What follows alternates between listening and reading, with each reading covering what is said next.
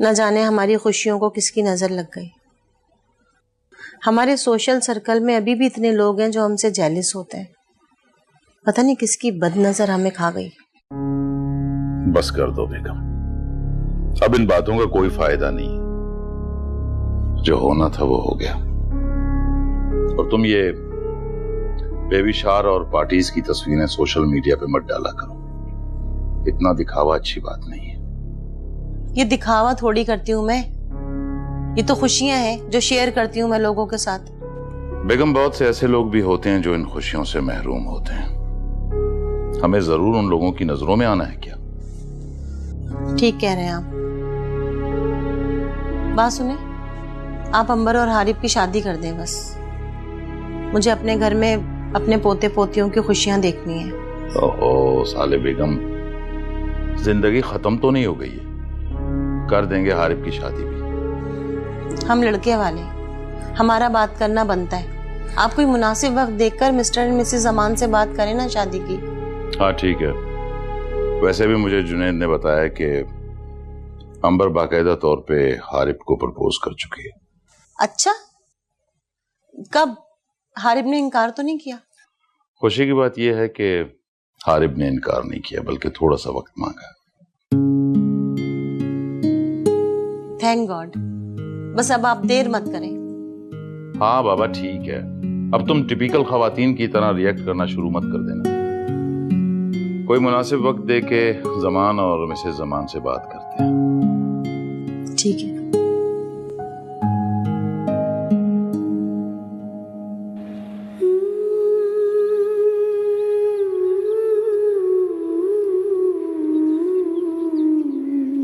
क्या हो रहा है भाभी? कुछ नहीं, बस ऐसे। जुनैद भाई नजर नहीं आ रहे, किधर हैं? वो साइट विजिट करने गए, देर से आएंगे। Very bad. इतनी प्यारी सी बेगम को छोड़ के खुद काम पे चले गए। तुम बताओ क्या चल रहा है? बस ये आपके लिए एक छोटा सा गिफ्ट लेकर आया था। इसकी क्या जरूरत थी? और ये किस लिए? शायद आप और जुनैद भाई भूल गए हैं कि आज आपकी 4वीं वेडिंग एनिवर्सरी है। मुझे याद है। फिर घर में इतना सन्नाटा क्यों है? बस मैंने ही जुनैद को मना किया था। सेलिब्रेट करने का दिल नहीं है। क्यों भाभी? तुम जानते हो क्यों हारिब?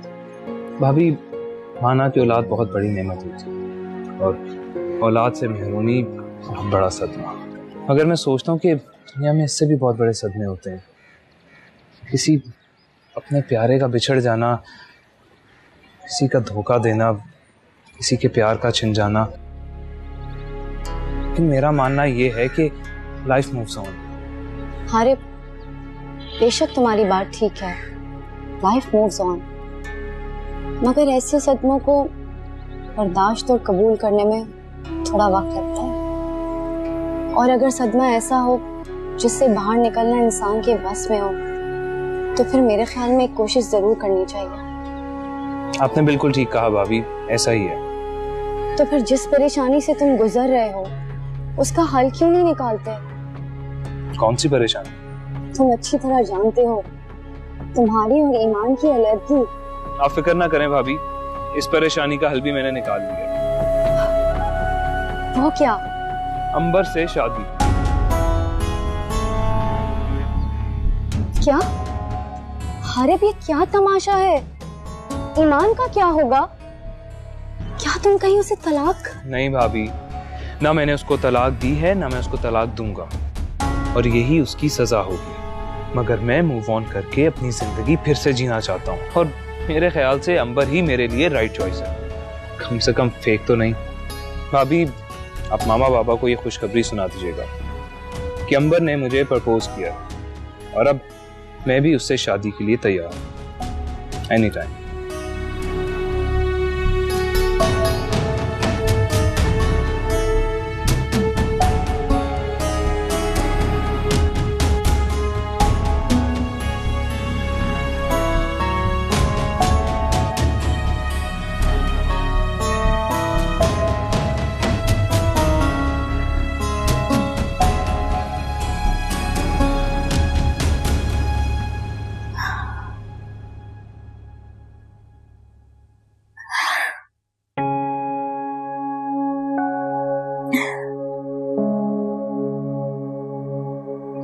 बानो,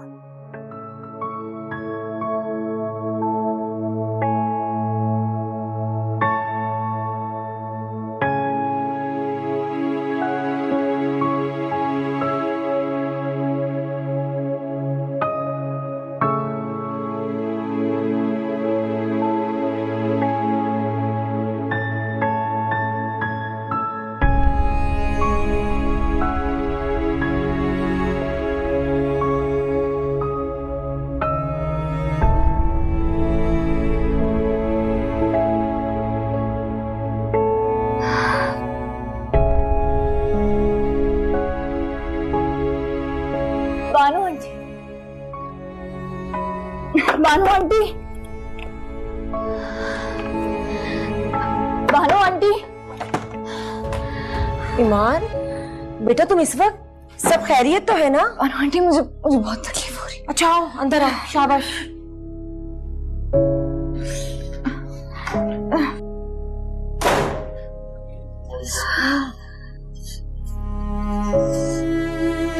आराम से। मेरा ख्याल है हमें अस्पताल चलना चाहिए। मुझे तकलीफ हो रही है। मगर क्या बेटा? आंटी, पैसों का बंदोबस्त तो होने दे। मैंने मैडम से उनको फोन किया था, लेकिन राब्ता नहीं हो पा रहा उनसे। शायद वो मुल्क से बाहर गई नहीं। तुम इसकी फिक्र मत करो, अल्लाह कोई बंदोबस्त कर देगा। मेरे पास कुछ पैसे हैं। कुछ पैसे तो मेरे पास भी हैं आंटी है। हाँ, मेरे पास ना एक चेन है, वो आप कल भेज दीजिएगा, ठीक है? वो जो तुम्हें हारिब ने दी थी बेटा, वो तो तुम्हारे शौहर की निशानी है। शौहर? आंटी, जब शौहर ही नहीं रहा तो उसकी निशानी कैसी है? आप प्लीज उसे कल भेज दीजिएगा। मैं उसे पहनती हूँ ना, मुझे वो गले में फंदे की तरह महसूस होती है। उसे कल भेज दीजिएगा प्लीज। अच्छा, तुम अपना ख्याल करो, मैं एम्बुलेंस का बंदोबस्त करती हूँ।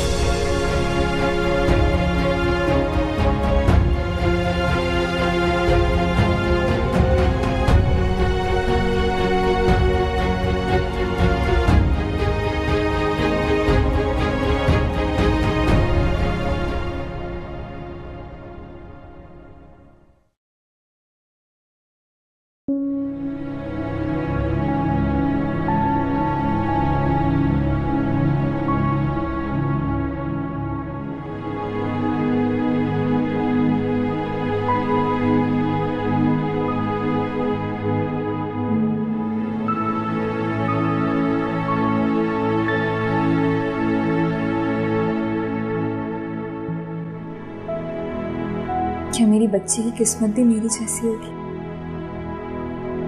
ना बाप का साया, ना कोई सहारा। सहारा तो सिर्फ रब की जात का होता है।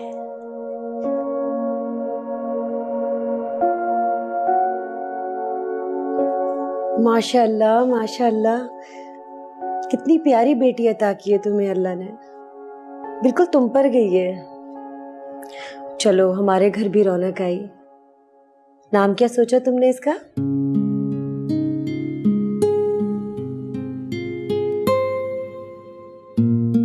और उसका नाम हम रखेंगे हया। ठीक है। और अगर बेटा हुआ तो? अगर बेटा हुआ तो उसका नाम हम रखेंगे अर्श। लेकिन मैं चाहता हूं कि हमारे ट्विंस हों, ताकि हम दोनों नाम रख सकें। अरे बाप भी ना, अब इसका फैसला तो अल्लाह ही बेहतर कर सकते हैं। बेशक।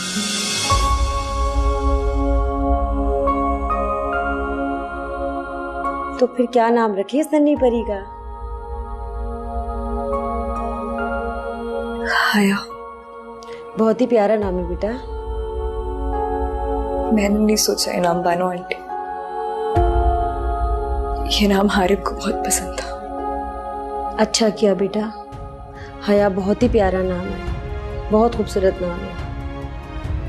एक बात कहूँ ईमान? जी। अब जब नाम तुमने हारिब की पसंद का रख लिया है तो एक बार अपनी अना को एक तरफ करो और उसे फोन करके इतला दे दो कि उसकी बेटी हुई है। नहीं मानो आंटी, मैं उन्हें क्यों इतला दूं? क्या वो ये बात नहीं जानते? उन्हें कोई परवाह नहीं है। वैसे भी उन्होंने तो मेरा नंबर भी ब्लॉक कर दिया है। तो बेटा मेरे नंबर से फोन कर लो। नहीं आंटी, मैं उन्हें कोई फोन नहीं करूंगी। देखो बेटा, एक बार मेरे कहने पर हारिब को इतला दे दो ताकि कल को कोई पछतावा ना रहे कि तुमने उससे कोई राब्ता नहीं किया था। हो सकता है ये खबर सुनकर उसका दिल मोम हो जाए और वो वापस लौट आए। औलाद बहुत बड़ी कमजोरी होती है इंसान की। वो यकीनन बेटी की पैदाइश का सुन के जरूर आएगा ईमान। मेरे कहने पर एक बार बेटा, एक बार कॉल कर लो।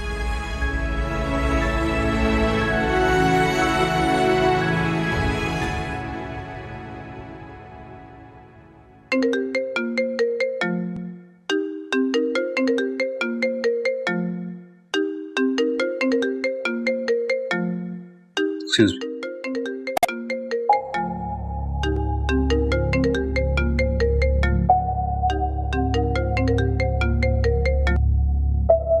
हेलो। हेलो हारिब बेटा, कैसे हो? मैं बानो आंटी बात कर रही हूँ। जी आंटी बोलिए, कैसे फोन किया आपने? बेटा तुमने तो पलटकर ईमान का पूछा ही नहीं कि वो किस हाल में। आखिर ऐसा क्या हुआ तुम दोनों के बीच में कि तुमने इससे राब्ता ही खत्म कर दिया? बीवी है वो तुम्हारी बेटा? वो अब मेरी बीवी नहीं है। तुम ऐसे ईमान को खुद से अलग नहीं कर सकते हारिब। आंटी निहायत अदब और माजरत के साथ आइंदा मुझे फोन मत कीजिएगा। और अगर ये फोन आपसे ईमान ने करवाया है ना, तो आप उसे बता दें कि मैं उससे कोई ताल्लुक नहीं रखना चाहता। तुम बेशक मुझसे बात ना करो, लेकिन इतना सुन लो, अल्लाह ताला ने तुम्हें आज बेटी जैसी रहमत से नवाजा है, इसलिए अपने सारे इख्तलाफात खत्म कर दो बेटा। वो मेरी बेटी नहीं है। I am sorry.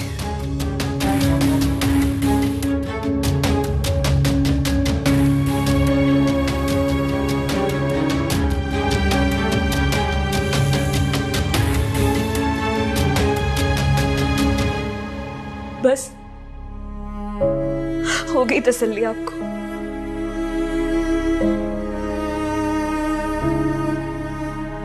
मैं उम्मीद करती हूँ आंटी कि आइंदा आप इन्हें कॉल करके अपनी और मेरी इंसल्ट नहीं करेंगे।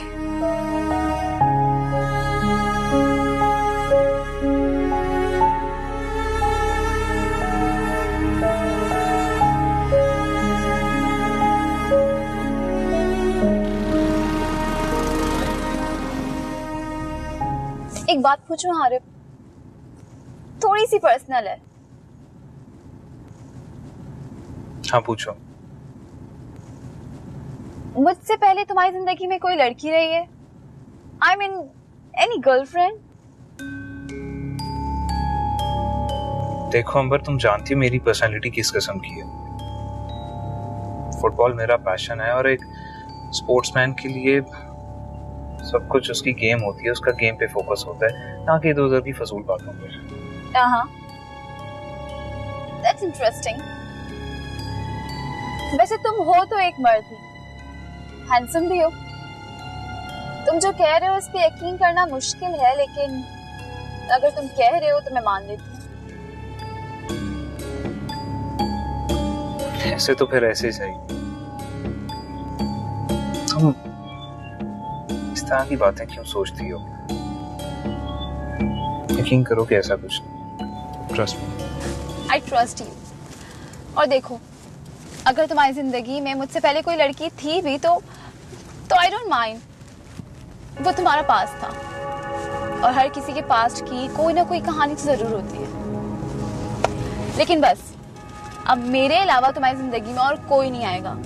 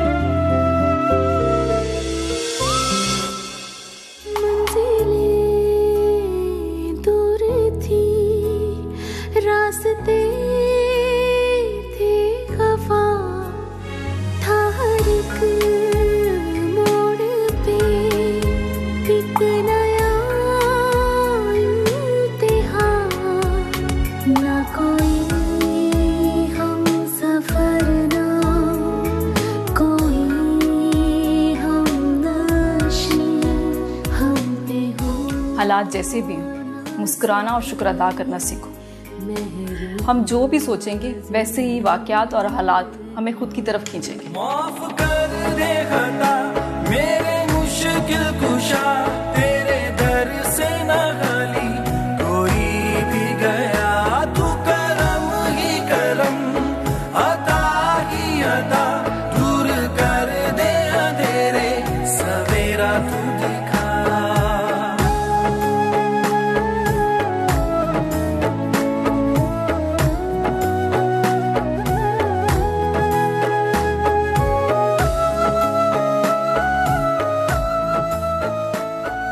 अल्लाह ताला ने तुम्हें आज बेटी जैसी रहमत से नवाजा है, इसलिए अपने सारे इख्तलाफात खत्म कर दो बेटा।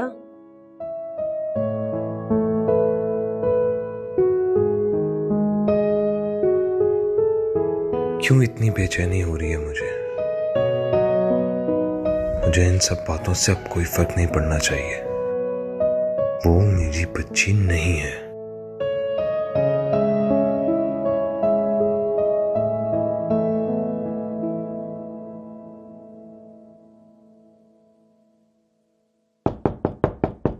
यस